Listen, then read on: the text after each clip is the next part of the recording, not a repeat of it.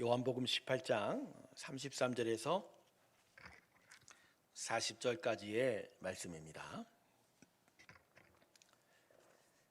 제가 읽겠습니다. 이에 빌라도가 다시 관장에 들어가 예수를 불러 이르되 내가 유대인의 왕이냐? 예수께서 대답하시되 이는 내가 스스로 하는 말이냐?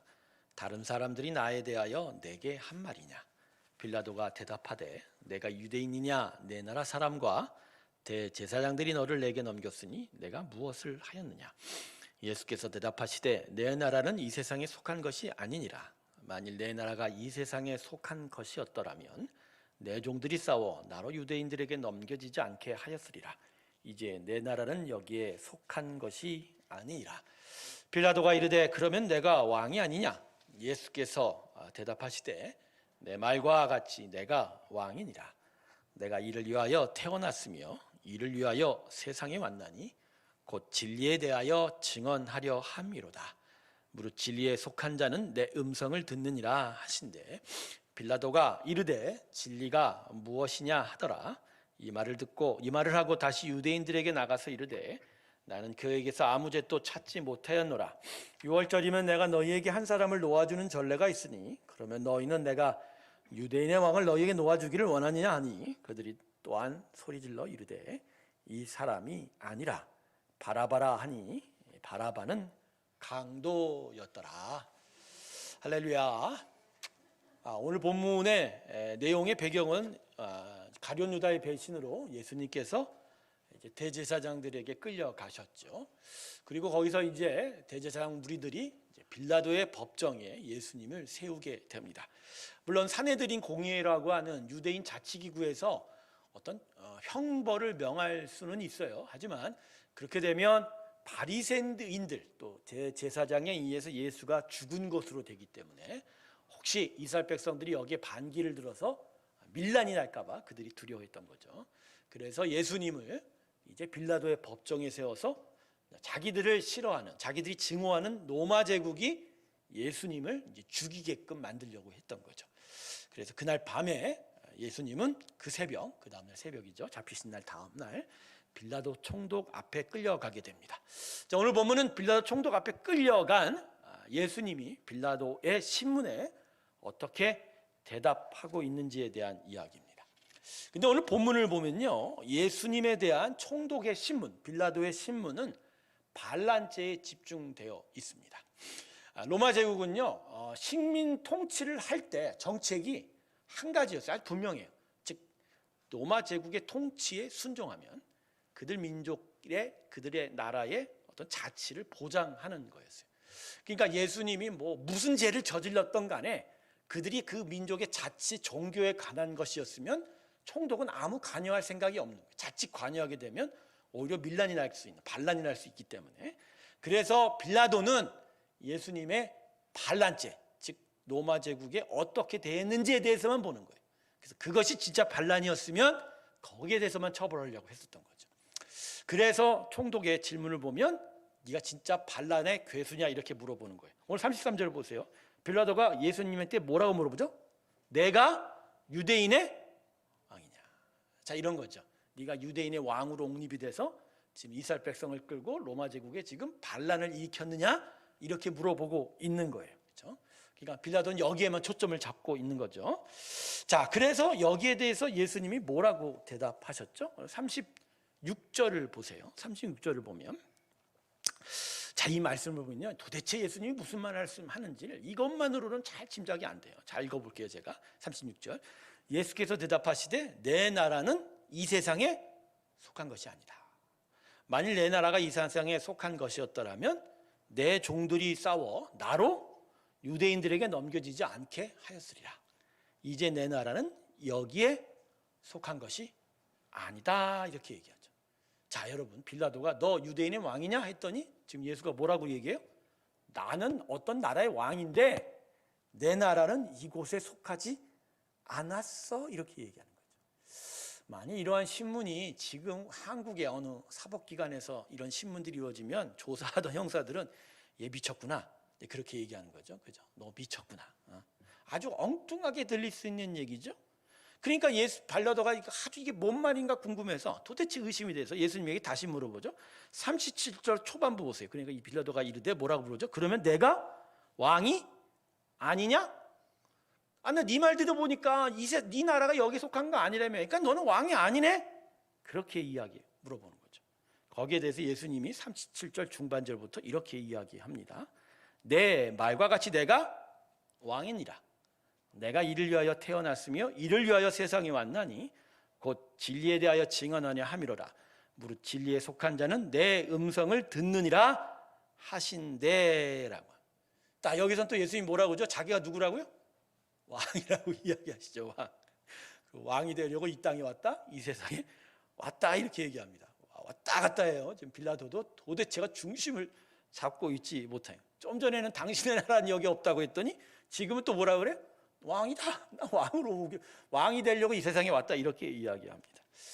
자, 여러분 이쯤 되면 예수님의 이 대답은 단순히 너 왕이냐? 이 빌라도의 질문에 응답것이 아니라는 것을 깨닫게 됩니다. 여러분 오늘 이 본문에 예수님의 이 답변은 도대체 어떤 의미가 들어가 있을까요?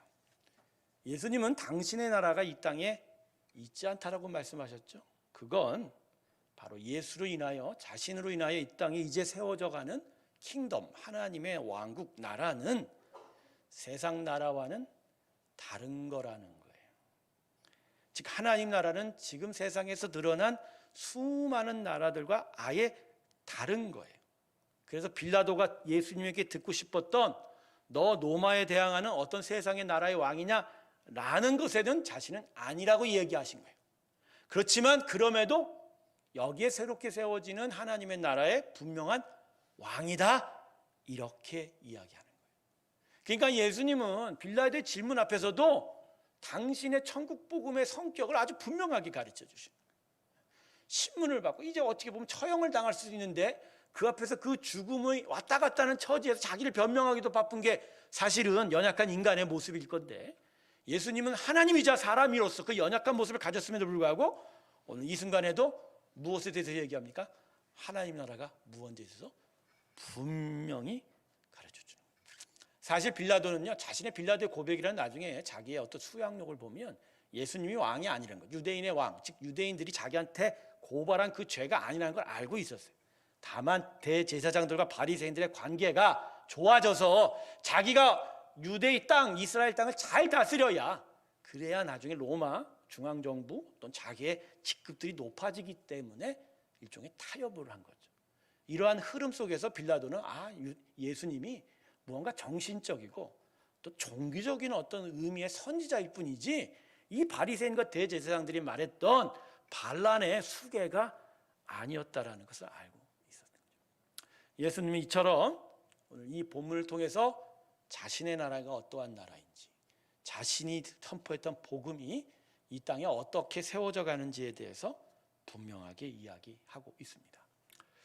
저는 오늘 본문의 빌라도의 질문과 이 예수님의 대답을 또 읽고 들으면서 또 묵상하면서 십자가의 고난을 앞두고 세상의 나라와 하나님의 나라가 아주 격렬하게 충돌하고 있는 모습을 볼 수가 있었습니다. 빌라도를 비롯한 예수를 십자가에 못 박는 자들은 지금 자기 나라를 지키려고 해요. 자기세요. 자, 빌라도는 로마 제국을 지키려고 하고 대제사장들과 바리새인들은 자신만의 율법의 나라, 즉 다윗의 전성기를 능가하는 이스라엘을 향한 또 자기들의 말하는 자신들의 나라를 세우려고 하고 있는 거죠. 그래서 그 나라를 지켜가기 위해서 그 나라를 세우려 가려니까 예수가 걸림돌이 되는 거예요. 이 예수로 인하여 많은 사람들이 예수를 따르게 되면 자신들의 인기는 추락할 거고 자신들의 기득권은 빼앗길 수 있으니까. 그래서 예수를 십자가에 못 박고 있는 거죠. 어떻게 보면 결국 예수를 못 박는 자들은 땅의 나라, 세상의 나라의 이야기에 몰두하고 있는 거예요. 그러나 하나님의 아들이신 예수님은 세상 나라를 이야기한 적이 없어요. 땅의 나라를 이야기하지 않아요. 하늘의 나라, 진리를 선포하고 진리를 따르고 그래서 진리로 살아가는 사람들의 나라를 세워가려고 하고 있는 거죠. 그래서 오늘 본문 37절 하반부에서 예수님이 그렇게 다시 얘기하신 거예요. 진리에 대하여 증언하려 함이로라. 자신은 세상 나라, 사람의 나라 관심이 없다는 거예요. 하나님의 진리. 그래서 무릇 진리에 속한 자는 내 음성을 듣느니라. 바로 하나님의 음성을 듣는 하나님의 백성들이 모인 그 나라야말로 이 땅이 지금 세워져 가고 있고 그 땅에 그 나라에 바로 왕이 바로 나다라고 이야기하고 있는 것입니다. 성도 여러분, 예수님의 십자가의 복음은 이 세상의 나라에 관한 것이 아닙니다. 여러분, 그래서 우리의 예배 자리가 항상 비어 있는 거예요. 왜 비어 있을까요? 예배 자리가. 제가 오늘 찬양을 하면서 격렬하게 세상 나라와 하나님 나라가 제 안에서 부딪혔어요. 이 안에서. 가끔은 우리의 예배 자리가 너무 텅텅 비고 또 하나님을 찬양하는 목소리가 아예 없는 듯하게 들릴 때 또 오늘과 같은 시간에 제 마음 안에서 격렬하게 부딪혀요. 자, 이 일을 어떻게 생각하나. 그래서 오늘 말씀을 생각해 보니 바로 이거더라고요. 바로 우리 안에 하나님 나라를 세우려고 하는 초점이 있다면 우리는 계속하여 예배할 것이라. 세상의 나라는 예배가 없어요. 하나님 나라는 하나님의 진리에 대한 순종과 예배가 있는 거죠. 그래서 언제나 그분 앞에 나와 예배하는 것이 가장 중요한 거죠. 하지만 세상을 쫓고 세상을 향하여 그 나라를 세우려고 한다면 예배는 사실 가장 중요한 것이 아니죠. 이것 저것의 이유로 예배 자리가 무시되고 예배 자리 나오는 것이 소홀히 됩니다. 그리고 계속하여 세상 나라를 세워가려고 하는 거죠. 바로 그 나라들이 격렬하게 싸우는 현장, 영적 현장이 바로 우리들의 이 자리인 거예요. 여러분, 주일 예배 때 어떤 걸 느끼세요? 주일 우리의 예배 때 저는 주일 예배에 그 예배 자리 안에서 격렬한 영적 전쟁이 벌어지는 걸 봅니다.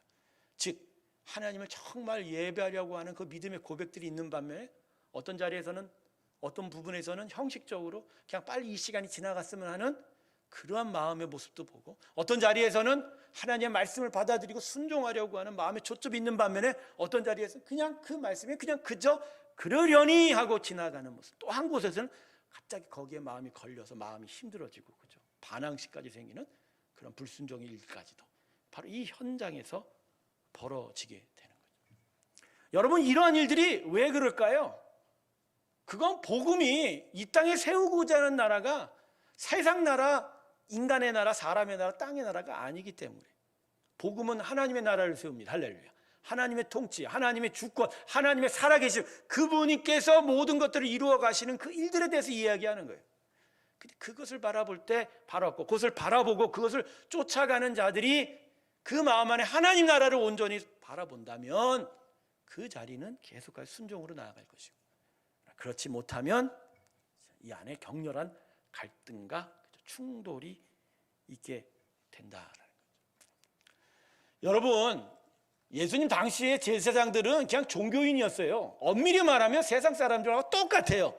즉 자기들이 가진 걸 계속 움켜쥐고 그거 놓고 싶지 않아서예요. 제가 요새요, 이 사람들 앞에 서 갖고 막 세상 정치를 이야기하고 나라의 위기를 이야기하는 사람들을 보면 저 사람들이 도대체 뭘 노리고 있는지에 대해서 고민하게 돼요. 여러분 속지 마세요. 지금 정광훈 씨 같은 사람들 나서서 나라가 어쩌고 저쩌고 절대로 예수의 복음을 얘기하는 사람이 아니에요. 그런 자가 아니에요. 그건 자기가 이루고 싶은 자기 나라에 대한 이야기. 그걸 위해서 성경을 가져다 이용하는 거예요. 복음은 그런 나라를 세운 적이 없어요. 예수의 성경은 공산주의를 몰라요. 자본주의도 없어요. 세상의 나라, 미국, 한국 그런 얘기 한 적이 없어요. 그죠? 없어요. 그런 얘기 한 적 없어요. 성경은 하나님의 나라를 얘기해요. 엄밀히 말하면요, 성경의 가르침은 대한민국이란 나라를 지지하지 않아요. 오히려 그냥 언어로 갈려진 한국의 민족이 예수의 복음을 받아들여서 정말 하나님을 예배하는 저 참된 하나님의 나라에 대해서 이야기할 뿐이에요. 물론 나라와 민족을 위해서 기도하죠. 우리의 지도자들이 하나님의 질서 안에서 그나마 국민들을 선하게 인도해야 되는 책임감이 있으니까 기도할 뿐이지, 그러나 우리의 신앙의 결과가 대한민국을 세우는 것이다? 결코 아닙니다. 결코 아니에요. 그런 거는 성경이 얘기한 적이 없어요. 그래서 우리에게 정말로 심각한 영적 도전이 이 본문의 말씀에 담겨져 있어요. 뭐냐? 예수님은 지금 치열하게 하나님 나라를 세워져 가고 있는데 그 앞에 예수를 못 받고자 하는 자들은 세상 나라를 계속 세워가죠. 이것들의 격렬한 충돌이 바로 십자가 사건만 있는 게 아니라 오늘 우리 안에도 있다라는 거예요. 다 같은 신앙인이고 다 같은 예배를 드리는 사람이라고 그렇지 않아요. 겉모양은 똑같아도 그 안에 그가 그 인생이 무슨 나라를 추구하고 있느냐에 따라서 그 길은 완전히 끝내는 달라지게 되는 거예요. 정말 하나님의 영광과 은혜의 나라를 세우고 싶은 거지. 아니면 내 사업을 세우고 내 가정을 세우고 내 직장을 세우고 내가 가진 삶의 지경, 그거의 풍성함, 그것들이 부유해지는 것을 세워가는지, 그건 진짜 자기만 알고 있는 거예요. 사랑하는 성도 여러분, 우리의 삶에서 우리가 정말 지키려고 하는 나라가 뭔지를 한번 지금 구분해 보세요. 하나님의 다스림입니까? 아니면 내가 무언가 지켜가고 싶은 것을 지키고 싶은 것입니까? 아브라함이 가나안 땅을 왔어요. 부르심에 의해서 왔어요. 이 땅을 나에게 줄 것이라는 약속도 믿었어요. 그리고 그 과정 속에서 이삭을 100세에 얻었지요. 하지만 아브라함은 끝끝내 가나안 땅을 단 한 평도 소유하지 못했어요. 그저 자기가 먼저 죽은 사라를 위해서 그저 톡을 하나 정도만 가지고 있었을 뿐이죠. 여러분, 그걸 보면서 아브라함 인생에 뭐가 세워졌지? 궁금해하는 사람 많아요. 하나님은 아브라함을 통해서 무엇을 세웠어요? 믿음의 나라를 세운 거예요. 믿음의 나라가 시작이 된 거예요. 아브라함 다음에 이스마엘도 아니고 그의 종도 아닌 이삭이 대를 잇고, 이삭 다음에 누가 왔죠? 야곱이 대를 잇고, 믿음의 나라가 세워져 가는 거예요. 심지어 야곱은 그 아들들과 가나안 땅에서 떠났어요. 이거 보면서 하나님의 나라가 주었나? 아니죠. 떠나가면서 나중에 애굽에서 440년에 되돌아올 때 엄청난 민족으로 가나안 땅을 진짜 차지하려고, 즉 하나님의 나라가 세워져가는 과정 속에서 나온 거예요. 근데 세상적으로 볼 땐 아브라함, 이삭, 야곱은 단 하나의 세상 나라도 그 땅에 세울 수가 없었다. 다윗을 볼 때도 저는 그래요. 여러분, 다윗의 나라가 왕성했다고 그러죠. 다윗의 나라가 왕성했다. 그건 다윗이 워낙 하나님을 순종하고 찾았기 때문에 복을 준 거지, 하나님이 다윗의 이스라엘 왕국을 축복했다, 난 그렇게 생각 안 해요. 그게 아니에요. 하나님을 바라보고 하나님을 예배하는 자에게 하나님의 다스림이 들어온 거지, 다윗의 왕정 국가를 축복하셨다, 그렇지 않죠. 다윗 이후에 솔로몬 시대 왕정이 깨졌어요. 그리고 북이스라엘, 남유다로 깨져서 결국 육체적인 물리적인 나라는 지구 땅에서 사라져 버렸어요. 그런데 하나님 끝까지 세운 나라가 있어요. 그건 뭐죠? 하나님의 나라입니다. 할렐루야. 이스라엘 백성은 무너졌어도 그 이후에 믿는 자들을 통해서 다시 예수님이 오시고, 그리고 12제자와 그리고 수많은 교회들, 지금도 이 땅에 하나님의 나라가 교회들과 믿는 자들 위해 세워져 가고 있는 거죠. 그래서 여러분, 성경의 복은 바로 이 하나님의 나라를 세워가는 자에게 있는. 오늘 우리 권사님들이 함께 모이셨는데, 난 권사님들한테 요청하고 싶습니다. 권사님들, 교회를 위해 기도하고 성도를 위해 기도할 때 그들의 마음에 하나님 나라가 임하길 위해 기도하십시오. 할렐루야.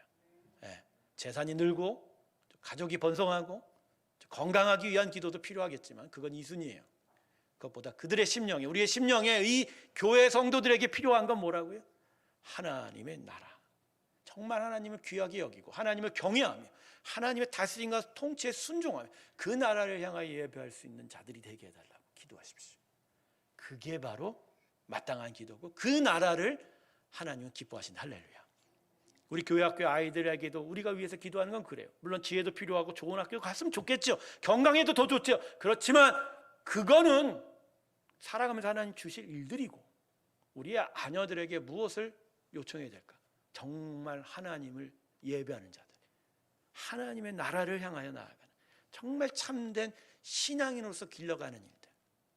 근데 마치 종교를, 예수 믿는 걸 종교로 생각하고, 그죠? 자신의 삶을 위한 어떤 보장, 보험이라고 생각하고, 그죠? 그런 생각으로 우리 자녀들이 교회를 다니고 신앙을 배운다면 그들의 미래는 뻔한 거예요. 세상적으로 세상 나라를 세울 수 있어도 그들은 하나님 나라에 단 한 평도 얻을 수가 없다. 사랑하는 성도 여러분, 우리 안에 정말 지켜야 할 나라는 하나님의 나라입니다. 오늘 그것을 위해서 우리 다 같이 기도했으면 좋겠습니다. 새로운 교회가 결국 추구해야 될 건 바로 이 나라예요. 물론 하나님께서 복을 주어서 많은 일들이 이루어지긴 하겠지만 그 일들 안에서 우리가 정말로 쫓아야 될 건 바로 이 교회를 통해서, 우리의 사역을 통해서 하나님의 통치가 드러나는 거예요. 하나님의 다스림이 드러나는 거예요. 그것이 나타날 때 그게 하나님의 영광이지. 우리가 이만큼 번성했습니다, 이만큼 잘났습니다 드러내는 건 결코 하나님이 기뻐하실 일도 아니고, 그죠? 그건 여전히 세상 나라가 될 수 있기 때문에, 그러다가 결국은 예수를 십자가에 못 박는 일이 나타나게 되는 거예요. 여러분, 신앙인들이요 가끔은요 거꾸로 살아요. 겉보기에는 똑같이 사는 것 같죠? 근데 진짜 자기 것을 지켜가려고, 그렇죠? 하나님의 나라를 무시하는 경우가 허다합니다. 겉보기에는 내가 이게 맞는데, 그렇죠? 하나님의 가치를 무시할 때가 너무 많아요.